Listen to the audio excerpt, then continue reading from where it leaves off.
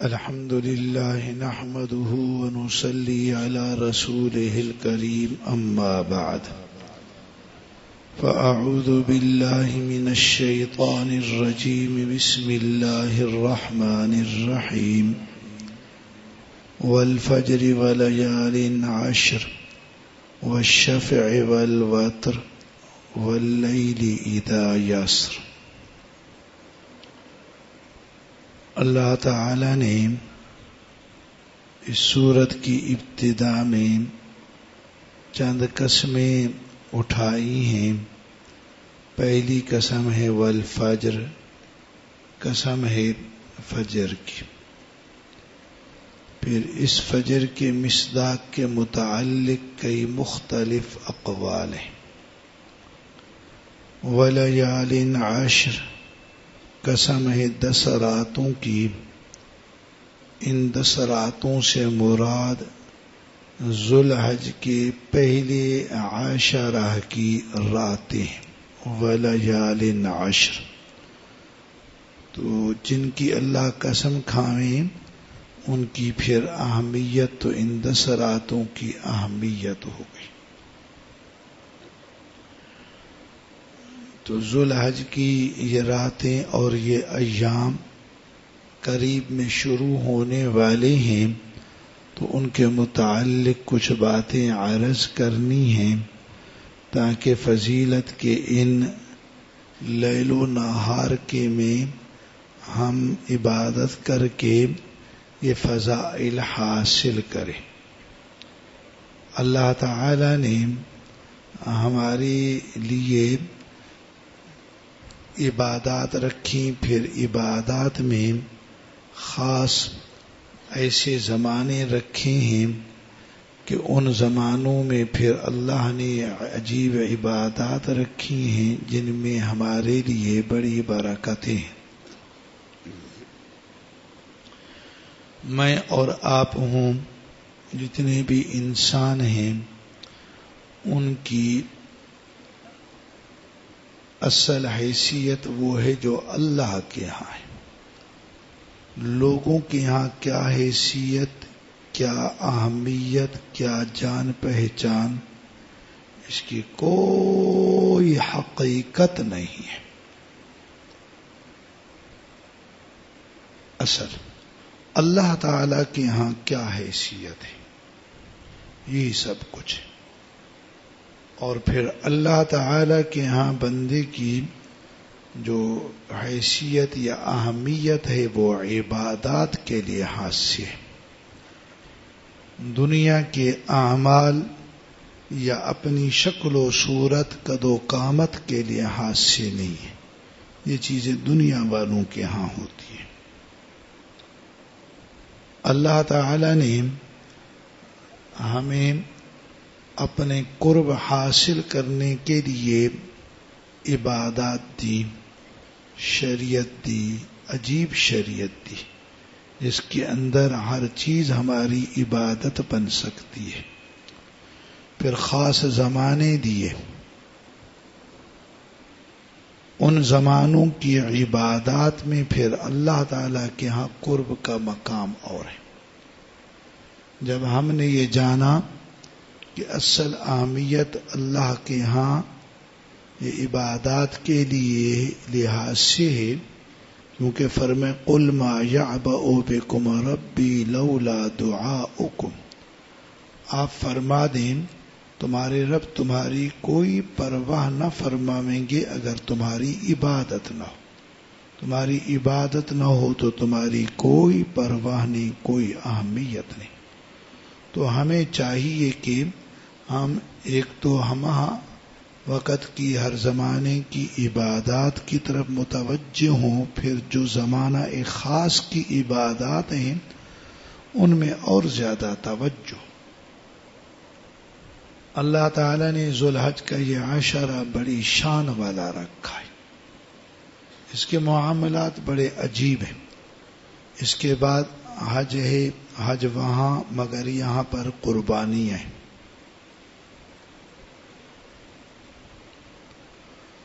تو اللہ تعالی نے اس زمانے کو متبرک بنا دیا. اس کی عبادات کی شان بھی عجیب رکھ دی ہے۔ عام طور پر اس عشرہ کی اہمیت نہیں ہوتی۔ اللہ نے چونکہ اس میں روزے فرض نہیں فرمائے، نفل، تو ہم تو نفل کی چھٹی والے لوگ ہیں۔ ہمارا نفس بہانے تلاش کرتا ہے، نفل ہے اچھا چھوڑو، مشکل ہے کون کرے، ایسا مناسب نہ تھا۔ بلکہ جب نفل ہے تو پھر بندے کی دل میں اس کی اہمیت زیادہ ہو کہ نفل کی جب عبادت کرے گا اللہ کے ہاں اس کی شان بھی اور ہوتی ہے کہ فرض نہ ہوا پھر بھی بندوں نے عبادت کی ہے، تو اس موقع کو ضائع نہیں کرنا ہے۔ اس متعلق کچھ باتیں عرض کر دیتا ہوں، ذہن نشین بھی فرمائیں، اپنے عمل کے لیے بھی اور پھر آگے دوسروں تک بات پہنچانے کے لیے بھی، اپنے گھر کے افراد کی ذہن سازی کے لیے بھی، تاکہ سب عمل کر کے اللہ تعالیٰ کے ہاں قرب کا مقام حاصل کریں۔ یہ کوئی ذاتی امور تو ہے نہیں کہ ذاتی فوائد ہیں، یہ سب معاملہ اللہ تعالیٰ کی عبادات کا ہے۔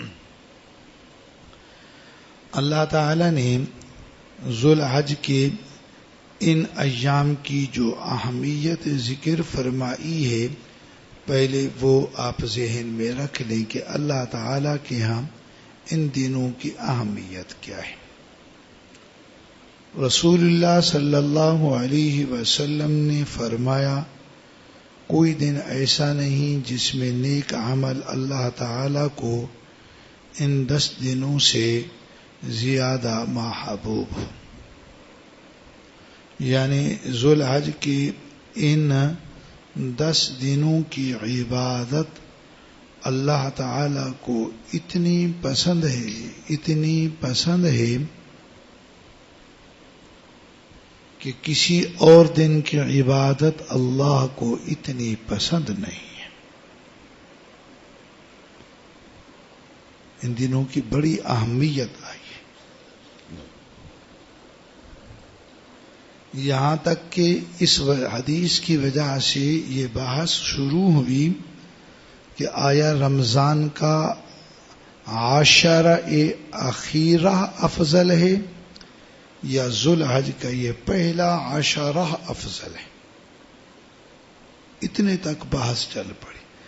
آپ جانتے ہیں رمضان کی کتنی شان ہے اور پھر رمضان کے عشرہ اخیرہ کی کتنی اہمیت ہے، کتنی فضیلت ہے۔ یہ 10 دن اس کے ان کے مقابلے میں آ رہے ہیں، اس لیے ہم ان سے فائدہ اٹھائیں۔ ابھی رمضان کو تو بہت دیر ہے، اور بندہ اللہ کا قرب حاصل کرنا چاہتا ہو تو اللہ نے یہ درمیان میں ایام عطا فرما دیے، اس لیے ان پہ خوب عبادت۔ بندے کا ذہن یہ ہو کہ اللہ تعالیٰ کو ان دنوں میں عبادت بہت محبوب ہے۔ بس اللہ کو محبوب ہے، جو چیز اللہ کو محبوب ہے میں وہ کروں کہ کر کے میں بھی اللہ تعالیٰ کا محبوب بن جاؤں۔ اللہ کی محبوب چیزوں کے کرنے سے بندہ اللہ تعالیٰ کو محبوب ہو جاتا ہے۔ اگر یہی نقطہ ذہن میں رہا اور اسی کو ہم نے اپنے لیے اصل رہنما بنایا، پھر ان دنوں کی عبادت، روزے وغیرہ قطعاً مشکل نہیں لگیں گے۔ اگر ہم اللہ تعالیٰ کے ہاں ان دنوں کے محبوب عملوں کی بات کو اپنے ذہن میں اپنا رہنما نہ بنائیں، اس کو بنیاد نہ بنائیں، بلکہ اس بات کو بنائیں کہ میری ذات کی اہمیت ہے، اس کی سہولت اہمیت ہے، اس کی سہولت کی اہمیت ہے، اس کی عیش کی اہمیت ہے، تو پھر دل چاہے گا روزہ کیوں رکھوں، بڑا مشکل کام ہے، اور موسم بھی گرمیوں کا ہے، دن بھی پورے بڑے بڑے۔ ان دنوں کا روزہ سب سے بڑا روزہ 16 گھنٹے کا روزہ ہے، تقریباً 16 گھنٹے کا روزہ، بڑا روزہ ہے۔ سال کے یہ بڑے بڑے ایام چل رہے ہیں، اور گرمی کا بھی یہاں ہمارے علاقے میں بڑا موسم چل رہا ہے، تو بندہ کہے سہولت ہو جائے، اپنی ذات کو اہمیت دوں. جو لوگ اپنی ذات کو اہمیت دیتے ہیں وہ دنیا کی عیاشی کو مقدم رکھتے ہیں. بس ان کے جسم کے لیے دنیا بنتی ہے، آخرت ان کے جسم کے لیے تباہ کن ہو جاتی ہے. اس لیے ایسے نہیں کرنا ہے. اللہ تعالی کی بات مقدم، یہ چیزیں مقدم، بس ان کو مقدم رکھیں گے انشاءاللہ سارے امور اللہ آسان فرما دیں گے. تو پھر حدیث ہے، آپ علیہ السلام نے فرمایا کوئی دن ایسے نہیں جن میں عبادت کرنا اللہ تعالی کو عشرہ ذی الحج سے زیادہ پسند ہو. پھر آگے فرمائیں ان میں سے ہر ایک دن کا روزہ 1 سال کے روزہ رکھنے کے برابر ہے. 1 رات کا جاگنا شب قدر کے جاگنے کے برابر ہے. ترمذی شریف کی حدیث ہے. اب 1 دن کا روزہ سال کا روزہ. اگر آپ 9 روزے رکھیں گے تو 9 سال کے روزوں کا ثواب. کتنی بڑی بات ہے. آدمی ہم بھائی وہ جتنا بھی زور لگائیں زیادہ عبادت نہیں کر سکتے. اس کا کرم ہے کئی عبادتوں کو اللہ تعالی کئی گناہ فرما دیتے ہیں. ہم میں طاقت نہیں ہے کہ سارا سال روزہ رکھیں، اتنی ہمت ہے نہیں. اب اللہ تعالیٰ کی رحمت دیکھیں، بندہ کئی لحاظ سے 1 سال میں کئی سال کے روزے برابر کر سکتا ہے. رمضان کے روزوں کے بعد شوال کے 6 روزے، سارے سال کے روزے. ہر سال ایسا کرو ساری زندگی روزے کے ثواب سے رہے گا. پھر ہر مہینے میں 3 روزے رکھو، یہ پھر جدا پورے سال کے روزوں کا ثواب بنتا جائے گا. ہر مہینے کے 3 روزے، ان کو بھی سیام الدہر کہا گیا ہے. یہ 2 باتیں ہوگی، 2 سال 1 سال میں جمع ہو گئے. پھر یہاں 1 دن کا روزہ 1 سال کے برابر، تو بھائی 9 سال اور بن گئے. 9 10 11 ماشاءاللہ. اللہ تعالیٰ نے کتنی نعمتیں دی ہیں. محنت تھوڑی ہے، مشقت تھوڑی ہے، فضیلت بڑی ہے. یہ تو اتنی بڑی فضیلت ہے کہ آدمی اس کے لیے بڑی مشقت بھی اٹھا دے. اللہ ہمیں روزوں کی توفیق دے. مانگنا اسی سے، ہمیں کوئی مشکل نہیں ہے، مگر توفیق نہ ہوگی تو نہیں رکھیں گے. یہ بہانہ آ جائے گا، فلانا آ جائے گا، جاگ نہیں ہوئی جی، وہ دن کو بہت روزہ رکھتا ہے، شام کو طبیعت بہت سست ہو جاتی ہے. مشکل کام ہے. اگر حقیقی عذر ہے سو وہ ایک بات ہے، مگر یہ بہانوں والا عذر نہیں ہونا چاہیے. ایک ثواب. دوسری بات اس سے بھی بڑھ کر ہوگی، اللہ کو محبوب ہے. یہ ثواب سے یہ اگلا جملہ زیادہ اہم ہے. اللہ سے محبت ہونا، تو اس کی محبت والی چیزوں کا حصول بڑی چیز ہے. اللہ کو محبوب میں کروں، اللہ کا محبوب بن جاؤں، سبحان اللہ. اللہ کی محبت مجھے مل جائے، اس سے اور کیا نعمت. ثواب بعد کی چیز، جنت بعد کی چیز. گو اس کے بھی ہم بالکل سراتا پا محتاج بیٹھے ہیں. ہم محتاج ہی محتاج ہیں. تو اللہ تعالی ہمیں توفیق دے. ابھی سن لیا اور شوق بھی ہو جائے، اور تیاری کرنے، ذہن بنا لینا ہے کہ میں نے روزہ رکھ کے چھوڑنا ہے. پھر مدرسے میں جب تک ہوں گے وہ تو ہوگا، گھر میں جائیں گے کیا بنے گا. یہ سمجھنے والی بات ہے تھوڑی سی. خود بھی رکھنا ہے، گھر والوں کا بھی ماحول بنانا ہے. اگر نہ تیار ہو جائے تو بس صبح کو مجھے کوئی سحری بنا دے. گھر میں تھوڑی، اگر آپ مسافر ہوں گے نا، گھر جائیں گے اہمیت ہوگی کچھ. بس ٹھیک ہے، وہ شام والی روٹی رکھ دینی ہے، چائے بھی وہی پکا دینی ہے، بس میں وہی روٹی کھا کے روزہ رکھوں گا. اب پھر گھر والوں کا دل پریشان ہوگا، نہ آپ مجھے اٹھا دیں، میں بس ہم بھی رکھ رہے ہیں آپ بھی رکھیں. ایسے کام شروع کر دینا ہے. اللہ تعالیٰ آسان فرما دیتے. ماحول بنانا ہے یہ ان کے لیے بھی برکت کی بات ہے. اللہ تعالیٰ کی بھائی میں اور آپ یقین مانو ایک ٹکے کے انسان بھی نہیں ہے. کوئی انسان یا تو ایسا بدتر کہ کتے اور سور سے بھی بدتر ہوگا اس جہان میں. حضرت ہمارے شیخ عالجی رحمۃ اللہ علیہ کسی بات پہ فرماتے تھے یہ کرنے والا جب مرے گا ایسے سمجھو کتا مر کے قبر میں پہنچ گیا. یا یہ بات ہے کہ آدمی فرشتوں سے بھی برتر ہو جائے گا.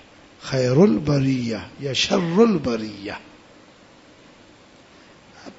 اللہ تعالیٰ کے ہاں کوئی قرب ہو جائے یہ نہیں کہ اللہ تعالیٰ کے ہاں ہمارا کوئی مقام ہو کوئی بڑی چیز نہ, بس ہم کسی طرح اللہ کے قریب ہو جائے, کسی طرح ہم کو قرب مل جائے, اس کے ہاں ہماری بھی کوئی بات بن جائے.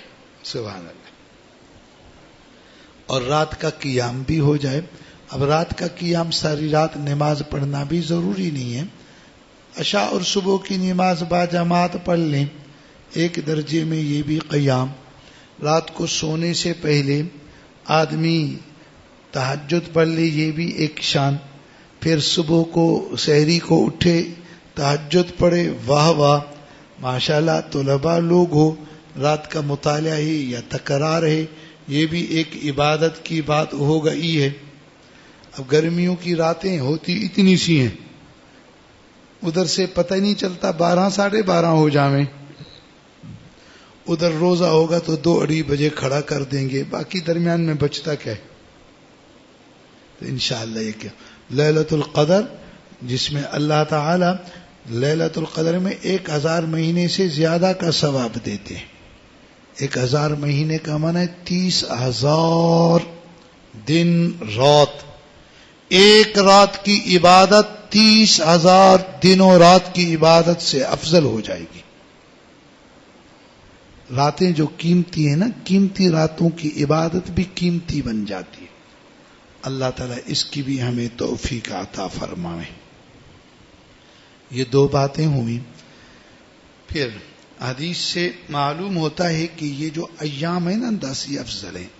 ایک حدیث ہے آپ نے فرمایا نہ کوئی دن اللہ کے نزدیک اس عاشرہ سے افضل ہے, نہ کسی دن میں عمل کرنا ان میں عمل کرنے سے افضل ہے. تم ان میں لا الہ الا اللہ اور اللہ اکبر کی کثرت رکھو, کیونکہ یہ دن تکبیر کے تحلیل کے ہیں. ان دنوں میں جو ہی شروع ہو لا الہ الا اللہ, اس کی 2-4 تسبیحات دنوں رات میں پڑھ لی. اللہ اکبر ان کی 2-4 تسبیحات پڑھ لی. دونوں کو ملا کر لا الہ الا اللہ واللہ اکبر.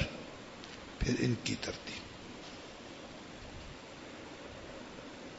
پھر ان میں جب عرفہ کا دن آتا ہے, عرفہ 9 ذو الحج, ہم جس علاقے میں رہتے ہوں وہاں جو 9 ذو الحج ہے, ایک تو حرمین میں وہ ہم سے ایک دن پہلے ہوتی ہے, یہاں اس کی بھی جدا شان ہے. رسول اللہ صلی اللہ علیہ وسلم نے فرمایا میں اللہ تعالی سے امید کرتا ہوں کہ عرفہ کا ایک روزہ 1 سال گزشتہ اور 1 سال آئندہ کا کفارہ بن جاتا ہے.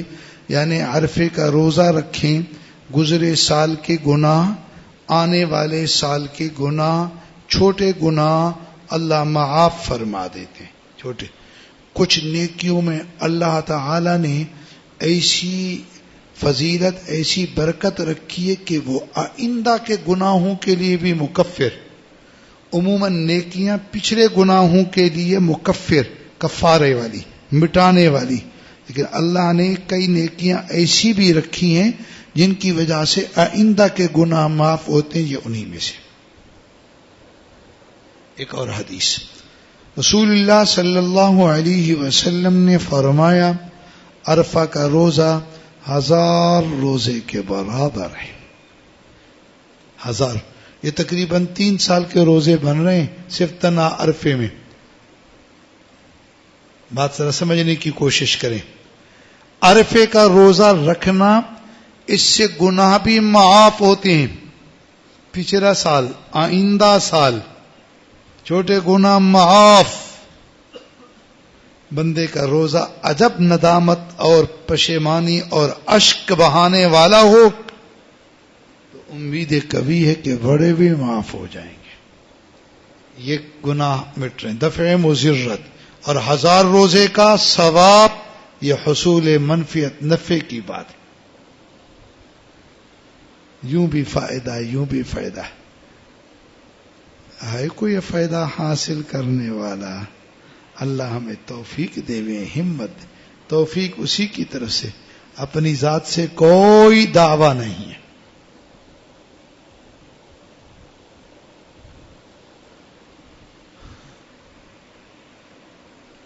اور پھر جب 9 ذوالحج کی صبح شروع ہوگی تو 13 ذوالحج کی عصر تک ہر نماز کے بعد پھر تکبیرات ایک دفعہ جہرن پڑھنا واجب.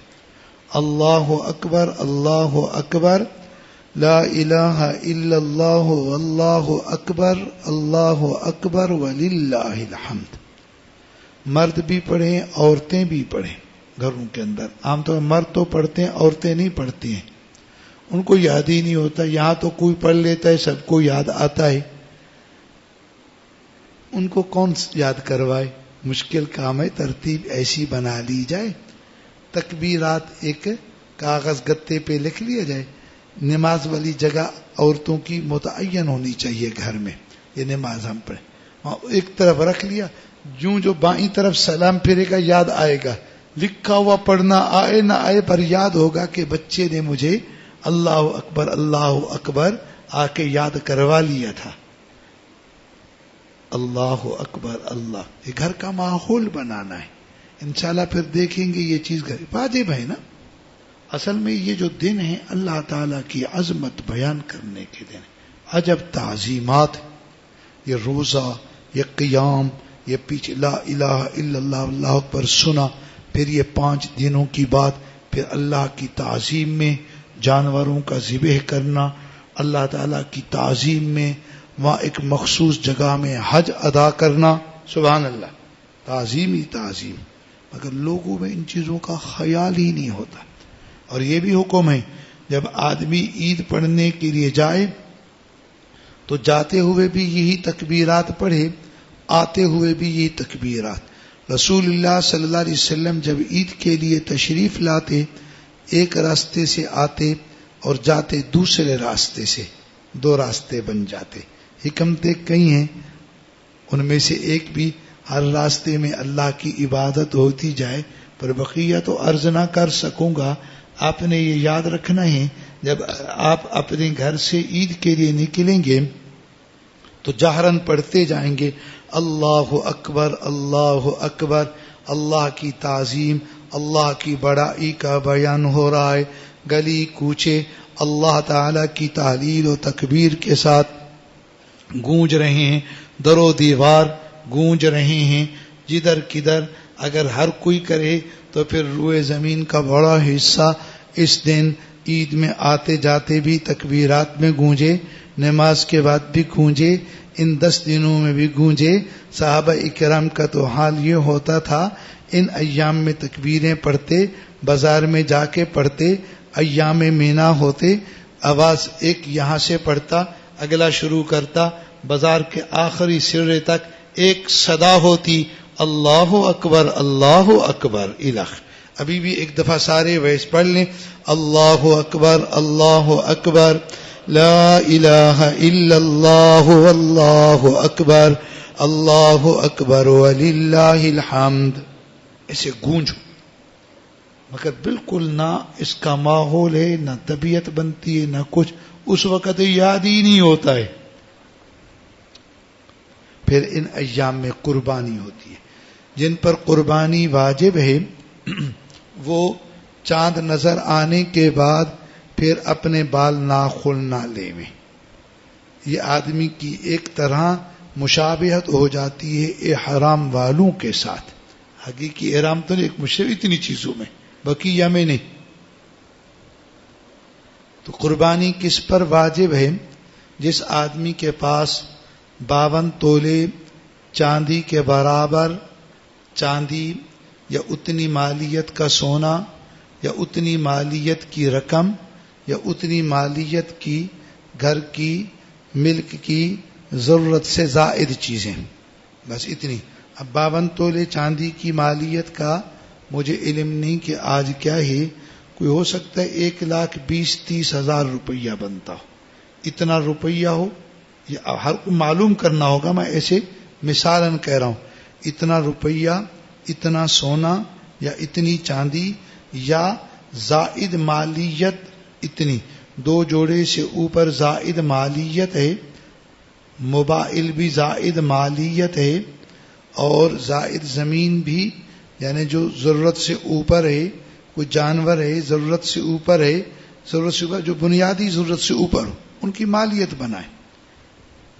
یہ ہر آدمی کے اوپر تقریباً آج کے زمانے میں قربانی واجب ہو سکتی ہے. عورتوں کے اوپر بھی، ان کے پاس تو 1 تولہ سونا ہو، زبردست قسم کی قربانی ان پہ واجب ہے، کیونکہ یہ سونا بھی میرے خیال میں 2,20,000 کے قریب تو تولہ ہے، آدھے تولے میں بھی 1,10,000. یہ قربانی واجب، مگر یہ کرے گی نہیں، شوہر کرے. شوہر کیوں کرے؟ تیرے اوپر واجب ہے. وہ کر لیتا ہے تو ٹھیک ہے، اس کو بھی گھر میں روٹی اچھی ملے گی. پھر نہ کرے اس پر لازم نہیں، گناہ گار یہ. پھر قربانی کی اپنی فضیلت ہے کہ اللہ تعالیٰ ایک ایک بال کے برابر نیکیاں دیں گے، 100 بال 100 نیکیاں، 1000 بال 1000. اس کے علاوہ بندے کے لیے قیامت کے دن کی سواریاں ہیں. اللہ تعالیٰ کے ہاں اس قربانی کی ایک ایک چیز کا ثواب ہے، سینگوں کا ثواب، بالوں کا ثواب، چمڑے کا ثواب، خون، ہر چیز کا ثواب ملتا ہے.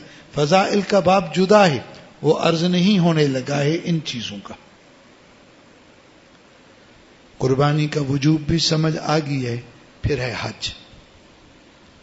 ان ایام کی پھر سب سے اہم ترین عبادت حج کی ہے، جو اللہ تعالی نے ساری زندگی میں ایک بار فرض فرمائی ہے. مشکل عبادت ہے، بڑا خرچہ ہے، اللہ نے صرف ایک دفعہ فرض فرمائی. اس آدمی کے اوپر جو آدمی اس کی طاقت رکھے، من استطاع الیہ سبیلا. پھر حدیث میں اس کی جامع تشریح آئی، جس کے پاس زاد اور راحلہ ہو. زاد آنا جانا رہنے کا خرچہ، راحلہ آنے جانے کی سواری. بڑی جامع تعریف ہوگی. اگر کسی کے پاس یہ ہو، آپ کے پاس اونٹ ہو، یہ ہو، بس کام بن جائے گا. مگر ہمارے اس زمانے میں اونٹ پر جانے نہ دیں گے. راستے میں ان طرح جانے والوں کے لیے اتنی مشکلات، اتنی پابندیاں ہوتی ہیں کہ ہوائی جہاز اور یہ برابر جا کے بن جاتے ہیں. یہ جانا ہے، اس طرح کے ہوٹل میں رہنا ہے، فلاں منظوری ہے، یہ بندہ پورا ہو جاتا ہے. مگر اصل بات وہی ہے. اب اس زمانے میں اس کی ترتیب یہ بنے گی کہ جو ایک حج کا خرچ ہر علاقے، ہر ملک سے بنتا ہے. کسی کے پاس اگر اتنی مالیت موجود، اتنی مالیت موجود، ہمارے ہاں سرکاری پتہ نہیں 12.25 لاکھ اور پرائیویٹ اتنا، کہیں تو 10.5 لاکھ تک کا بھی سنا کہ اس پر بھی لوگ گئے ہیں. اتنی مالیت کسی کے پاس ہو تو اس کے اوپر حج فرض ہو جائے گا. اتنی رقم کا سونا، اتنی رقم کی چاندی، یعنی جتنی رقم میں حج ہو رہا ہے، اتنی رقم کی ضرورت سے زائد چیزیں. ایک آدمی کی زمینیں ہیں، ان میں اتنی زمین بیچے، حج کر آئے، تب بھی بقیہ زمین اس کے گزر اوقات کے لیے ہو تو اس پر حج فرض ہو جاتا ہے. اس کا مکان ضرورت سے زائد ہے، دوسرا ہے، ضرورت تو ایک ہے نا، اس کی مالیت اتنی کہ حج کر سکتا ہے، حج فرض ہو جائے گا.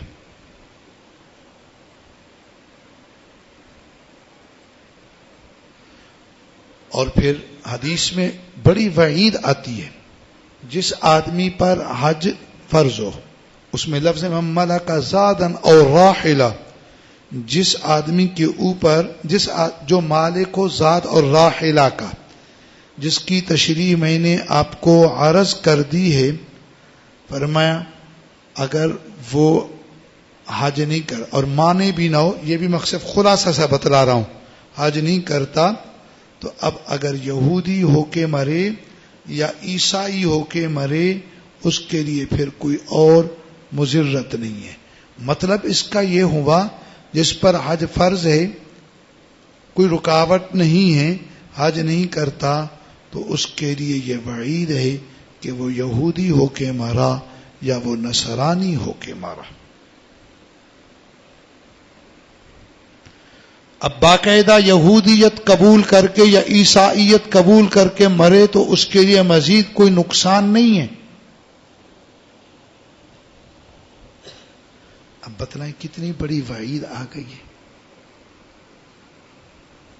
بہت بڑی وعید ہے. آدمی کے ایمان کا خطرہ ہو گیا ہے.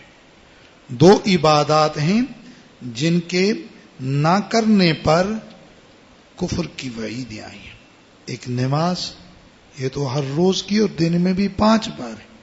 دوسرا یہ حج ہے، وہ زندگی میں 1 بار کا ہے.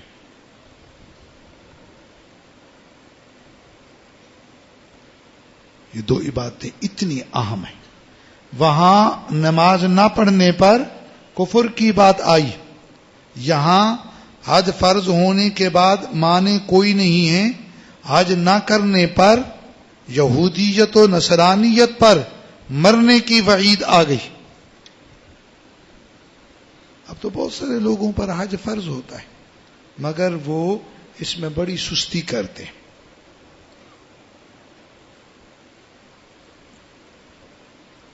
اور کچھ لوگ تو ایسے کہ حج فرض ہی نہیں، بیچارے سسکتے رہتے، اللہ حج تو کروا دے، اللہ عمرہ تو کروا دے. ایسا شوق، ایسا ذوق ہوتا ہے. ایک تو یہ عبادت ایسی ہے جس میں محبوبیت ہے، اس لیے بندے کا دل چاہتا ہے. اللہ تعالیٰ نے اس کے لیے جو مقامات رکھے ہیں وہ مقامات بھی اللہ تعالیٰ نے محبوب بنائے، ان میں اپنی محبوبیت رکھی ہے. بیت اللہ میں محبوبیت رکھی. یہ جتنے اور مقامات حج کے ہیں اللہ تعالیٰ نے ان میں اپنی محبوبیت رکھی ہے. بندے کے دل میں پھر ان چیزوں کی بڑی چاہت ہوتی ہے، بڑا دل چاہتا ہے میں وہاں جاؤں، حج کروں، ان مقامات کو دیکھوں. وہاں جانے میں کوئی ایک بات نہیں، سینکڑوں باتیں، سینکڑوں نعمتیں ہیں. وہاں کا خرچ روپیہ ادھر سے ادھر تک کا ثواب، سفر کے قدم قدم کا ثواب، تلبیے کا ثواب، وہاں پہنچتا ہے مقام کی زیارت، بیت اللہ کو دیکھنے کا ثواب، مسجد حرام کو دیکھنے کا ثواب. پھر اللہ تعالی نے بہت ساری عبادات رکھ دی ہیں، ان عبادتوں کا ثواب ہے. مقامات محبوبیت و مقبولیت کے ہیں. سبحان اللہ. آدمی میں اعمال میں اونچ نیچ ہوتی ہے، دل چاہتا ہے اللہ سے معافیاں مانگوں، وہ یہاں بھی سنتے ہیں، یہاں بھی معاف کرتے ہیں.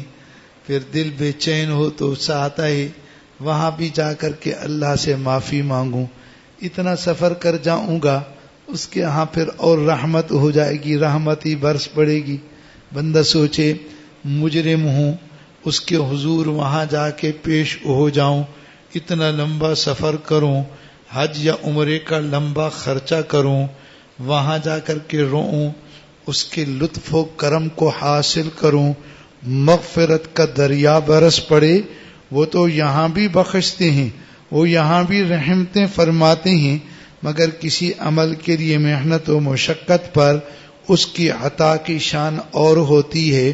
پھر آدمی حج پہ جائے اور حج میں اخلاص ہو، آدمی کوئی گناہ کا کام نہ کرے، کوئی گناہ کی بات نہ کرے، اللہ اسے گناہوں سے ایسے دھو ڈالتے ہیں، وہ گناہوں سے ایسے صاف پاک ہوتا ہے جیسے جس دن کسی بچے کو ماں جنتی ہے وہ گناہ سے بالکل پاک، ایسا پاک کہ گویا گناہ اس نے کیے ہی نہیں، گناہ کی اس پر کوئی نحوست ہی نہیں ہوتی ہے، نومولود بچے پر گناہ کی کوئی نحوست نہیں، بالکل صاف یہ حج کرنے والا، اسی طرح گناہ اس کے معاف، بخشش، نحوست سے محفوظ، تازہ تازہ پاکیزہ ماحول سے ایسے آیا جیسے عالم ارواح سے اس عالم ناسوت میں آنے والا بچہ ہوتا ہے۔ روحانیت والی عبادت، روحانیت والا جہان اس سے اس جہان میں آ گیا۔ اس میں خود یہ حج کا عمل ایسا جیسے بندہ گناہوں سے بالکل صاف پاک دھل گیا، اس لیے بھی جاوے۔ پھر عمرہ، حدیث میں عمرہ تا عمرہ درمیان کے سارے گناہوں کا کفارہ ہو جاتا ہے، یعنی چھوٹے گناہ معاف ہو جاتے ہیں، آدمی میں ندامت ہو، توبہ ہو، اللہ بڑے گناہ بھی معاف فرما دیتے۔ بندہ تو اس لیے بھی جائے کہ یہاں تو جہان ہی اور ہے۔ کبھی کبھی آدمی اپنی حالت پہ نظر کرے، آپ بھی کیا کریں، میری حالت کیسی ہے، میری گناہ کتنے ہیں، کتنے گناہ کرتا ہوں۔ ویسے تو گناہ ان گنت ہیں، چلیے آپ کے نہ ہوں، میں حقیقت میں معترف ہوں کہ میرے ان گنت گناہ ہیں، حقیقت میں ایک گناہ ان گنت ہیں، پھر اتنے بڑے بڑے گناہ، یہ بندہ اپنے اندر غور کیا کرو، میں بھی کروں، آپ بھی کریں۔ ایسے اگر یہ غور نہ کریں نا تو ہم کو پھندن لگتا ہے ہم کوئی بڑی چیزیں، بڑے نیک صالح لوگ ہیں۔ پھر گناہ کثرت سے تو ہوئے، مگر یہ بھی تو ایک غور ہو کہ اللہ کے حضور میں ایک بے فرمانی، ایک گناہ بھی تو بہت تباہ کن، بہت خطرناک ہے۔ ایک گناہ اللہ نے نہ بخشا تو کتنا خطرناک۔ آدم علیہ السلام سے حقیقت میں کوئی گناہ نہ ہوا، شان عالی کے لحاظ سے کوئی بات ہوئی، عرض یوں کرتے ہیں وَإِن لَّمْ تَغْفِرْ لَنَا وَتَرْحَمْنَا لَنَكُونَنَّ مِنَ الْخَاسِرِينَ، اگر آپ نے ہمیں نہ بخشا، رحمت نہ فرمائی، ہم تو خسارے والے ہو جائیں گے۔ اللہ کے پیغمبر، سب سے پہلے پیغمبر، ایک بات ہے، حقیقت میں بھی گناہ نہیں ہے، اصول شریعت کے لحاظ سے گناہ نہیں ہے، لیکن ان کی شان تھی، پر کہتے کہ اللہ نہ بخشے۔ ہم کو تو پرواہ ہی نہیں بھائی، ایک گناہ کو بھی ایسے سمجھو جیسے پہاڑ سر پہ رکھا، اگر وہ گناہ بندے پہ واقع ہو گیا کیا بنے گا، یعنی اس گناہ کا انجام یہاں وہاں۔ اللہ سے رحمت فرماویں، بات بڑی مشکل بھی ہے۔ ایک ہوتا ہے گناہ کا عذاب، دوسرا خطرہ ہوتا ہے اس گناہ کی وجہ سے اللہ سے دوری، اللہ کی ناراضگی۔ یہ چیز زیادہ خطرناک ہے، یہ زیادہ خطرناک ہے۔ تو اللہ نہ بخشا تو ہم تو خاسرین میں سے ہو جائیں گے۔ خاسرین، ہماری کیا حیثیت رہ جائے گی، ہم کیا ہوں گے، ہماری کیا کوئی چیز ہی نہیں۔ ادھر بھی خوب اللہ کے حضور میں معافی، اللہ وہاں لے جائیں تو خوب معافیاں، توبہ۔ عمرے کا وقت ایسے خالی نہیں گزارنا، حج کا نہیں ایسے گزارنا، رو رو کے معافیاں مانگنی ہیں۔ حج میں تو اللہ تعالیٰ نے کچھ مقامات رکھے ہی دعاؤں کے لیے، کچھ اللہ کی بڑائی کے لیے۔ وہ جہان جدا ہے، اس کی ہر چیز کی باتیں ہی جدا، اس کی شان ہی جدا۔ حج کی ایک ایک چیز کی عجب خاصیت ہے۔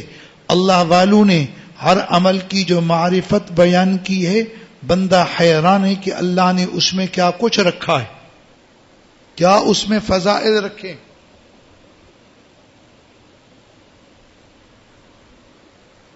بس ایک بندہ مجرم ہے، اس کے حضور پیش ہو جائے۔ کبھی کبھی اللہ بہت گناہ گار ہے، چارہ کوئی نہیں لگتا، یہاں بھی معافی وہاں بھی معافی، اتنا دور چل کے آؤں تیری رحمت کی برسات ہی ہو جائے، وہ بھی تیری توفیق سے۔ یہاں بھی کبھی رات کو اٹھ گیا اللہ مجرم آیا بیٹھا ہے، مجرم۔ اپنے آپ کو کوئی پاکیزہ بنا کے اللہ کے آگے نہ پیش کیا کریں۔ اللہ بہت مجرم ہوں، بہت حقیر ہوں، بہت فقیر ہوں، بہت گناہگار نہ ہوں، گناہگار تو ٹھیک ہے، نہ کہیں گے آپ یہ الفاظ ہیں تو ٹھیک ہے۔ اوپر سے یہ معاملہ جدا، نیکیاں کریں ان کی قبولیت کا کوئی پتہ ہی نہیں ہے۔ ریا کے معاملات، سمعت کے، عجب کے، تکبر کے، فخر کے، غرور کے، بندہ حیران ہے، اس کی رحمت کے سوا کوئی چارہ ہی نہیں ہے۔ ایک واقعہ مالک بن دینار رحمت اللہ علیہ بیان فرماتے ہیں، ہر سال سنا دیا کرتا ہوں، اللہ کے حضور میں پھر وہاں حج کے لیے جانے والوں کے لیے ایک عجب سبق اور عجب کیفیت کی بات اس واقعے سے ملتی ہے۔ حضرت مالک بن دینار رحمت اللہ علیہ فرماتے ہیں، گھر دور تھا میرا، تو ایک دن دوپہر کے وقت گھر میں تھا، علاقہ سخت گرم، موسم بھی سخت گرمی کا اور وقت تھا دوپہر کا، علاقہ بیابان۔ میں اپنے گھر میں بیٹھا تھا تو اسی وقت نا کسی کی تلبیہ پڑھنے کی آواز آئی، اندازہ ہوا کوئی حج یا عمرے کو جا رہا ہے، دور سے احرام باندھے جا رہا ہے، تبھی تلبیہ پڑھتا ہوا جا رہا ہے۔ اس زمانے میں موقع بموقع تلبیہ پڑھنے والے، کوئی اونٹوں پہ، کوئی پیدل، بس عجب زمانہ ہوتا تھا۔ حج حج تھا، عمرہ عمرہ تھا، اب تو گاڑیاں اور جہاز، تلبیہ کی آواز ہی منہ سے نہیں نکلتی ہے، پتہ ہی نہیں ہوتا۔ وہ بھی عجب زمانہ تھا۔ تو میں حیران اس پر ہوا کہ دوپہر کے وقت کون آدمی جا رہا ہے، حالانکہ جو بھی جائے دوپہر کا وقت آرام کا ہوتا ہے، جب پوری گرمی ٹلتی ہے تو دن ڈھلتا ہے پھر جانا ہوتا ہے۔ خیال ان کا یہ ہوا جو آدمی ہوگا اس کو کہوں گا ادھر گھر آ جاؤ آرام کرو۔ فرماتے میں باہر نکلا، گھر کے آگے پورا ایسے صحرا تھا، تو جو منظر میں نے دیکھا میں تو بالکل پریشان، سارے وجود کے بال ہی کھڑے ہو گئے میرے تو۔ ایک آدمی تھا تنہا، وہی تلبیہ پڑھ رہا تھا، کڑکتی دھوپ میں آ رہا تھا، پر پتہ ہے وہ کون تھا؟ پاؤں سے معذور تھا، زمین پر گھسٹتا ہوا، ہاتھ کے سہارے ایسے ہاتھ آگے رکھتا، پھر ٹانگیں گھسیٹ کے آگے کرتا، ہاتھ آگے، ایسا معذور آدمی، زمین اتنی گرم، اس کا یہ حال اتنے گرم موسم میں، مگر وہ ساری دنیا سے بالکل بے پرواہ اللہ کے حضور میں ایک صدا لگاتا ہے، لبیک اللہم لبیک لبیک لا شریک لک لبیک، اللہ میں حاضر ہوں، بار بار حاضر ہوں میں۔ وہ کیا اس کی دل کی کیفیت، میں اور آپ پڑھیں تو صرف آواز آئے، وہ پڑھیں تو دل کی کیفیات، دل میں عجب تلاطم، اللہ میں حاضر ہوں۔ میں اور آپ یہاں ٹھنڈے پنکھوں میں بیٹھ کر کے کہیں کیا بتا، وہ تپتی ہوئی زمین پہ گھسٹنے والا پاؤں سے معذور، اوپر آگ اگلتا سورج، کہتا ہے لبیک اللہم لبیک۔ گرمی اتنی تھی، فرمانے لگے میں تو آگے جا نہ سکا، دل چاہ آگے جاؤں مگر گزرنا ادھر، میں نے کہا بس ادھر ہی۔ جب ادھر سے آئے میں نے کہا یا عبد اللہ، اللہ کے بندے، گرمی کا موسم ہے، اتنی بھی کیا ہے، حج کو بھی تو بہت دیر ہے، مگر وہ بھی تو پیدل ایسے جا رہا تھا، لمبا وقت کرنا تھا نا، اس لیے بہت پہلے سے چلتا آ رہا تھا۔ تو میں نے عرض کیا سائیں ادھر آ جاؤ، میرے پاس رہو، میں آپ کے لیے سواری کا انتظام کروں گا، ہر چیز کا ترتیب ہوگی، آپ اسی پہ جائیں۔ میں نے جب اس کو صدا لگائی وہیں رک گئے، میری طرف دیکھا، مجھے کہا عبد اللہ، ایک دوسرے کا نام نہ ہونا معلوم تو کیسے کہتے ہیں عبد اللہ، اللہ کے بندے، مجھے ایک بات بتلاؤ. میں نے کہا جی. کہا ایک آدمی غلام ہو, حالت اس کی یہ ہو اس سے اپنے مالک کا قصور ہو گیا ہو, جرم ہو گیا ہو, اور اس کا مالک اس سے ناراض ہو. مجھے صرف اتنا بتلاؤ کہ وہ اپنے مالک کو خوش کرنے کے لیے اس کے ہاں جلدی جائے یا اپنے راحتوں کا انتظام اور راحتوں کی تلاش میں رہے. مالک بن دینار سمجھ گئے اپنے آپ کو یہ غلام کہہ رہے ہیں, مالک رب العالمین ہیں, بس اللہ کے نیک بندے ہونا تو پھر حالت ایسی. وہ قصور کوئی ہوا نہ ہوا, قصور واری اپنے آپ کو سمجھ رہے ہیں, تو کہتے مالک کو جلدی راضی کرنا ہے. اس کو راضی کرنے میں مجرم جا رہا ہے, کیا ان سہولتوں کا متلاشی رہوں. اس نے کچھ ایسے, میں تو تعبیر ہی نہ کر سکوں, کچھ ایسے دکھ سے اس نے کہا اپنے رب العالمین کے منانے کی ان کو کوئی اتنی جلدی تھی اور اتنی جلدی کا انداز تھا.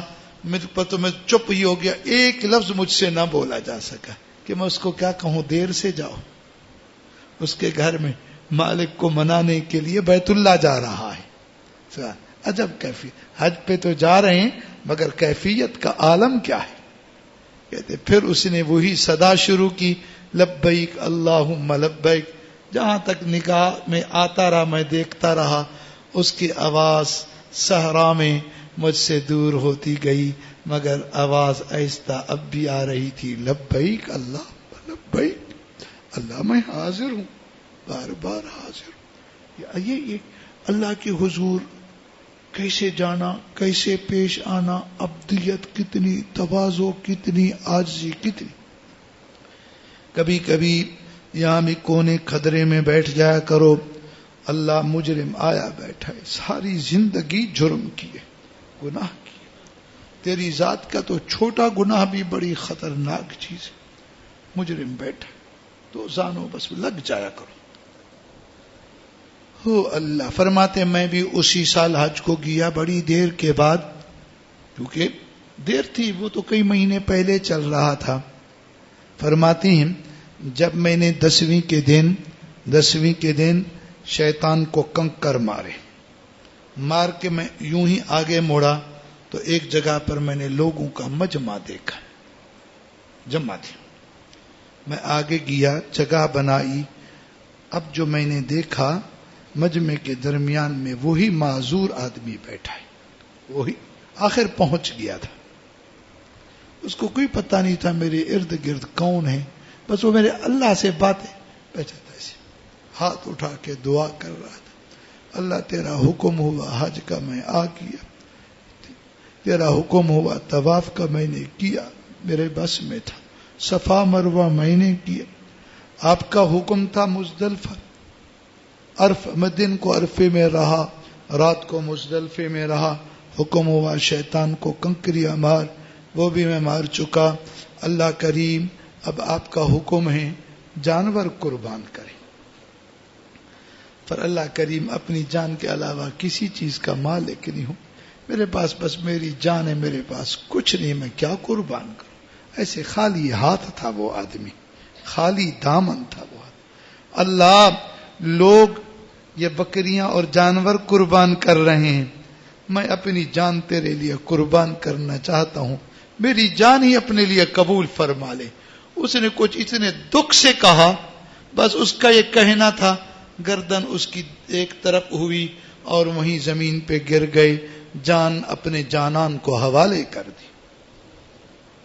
سبحان ایسا عالم اللہ تعالیٰ کے حضور میں. وہ تو وہ تھے, میں صرف عرض کر رہا ہوں بندہ ان واقعات میں اپنے لیے کوئی سبق ہی حاصل کریں. ہم اللہ ہماری مغفرت کا کوئی سامان فرما دے, بس کسی بہانے ہم کو بخش ہی دے, کوئی بہانہ ہو جائے. سبحان ربک رب العزت عما یصفون وسلام علی المرسلین الحمدللہ.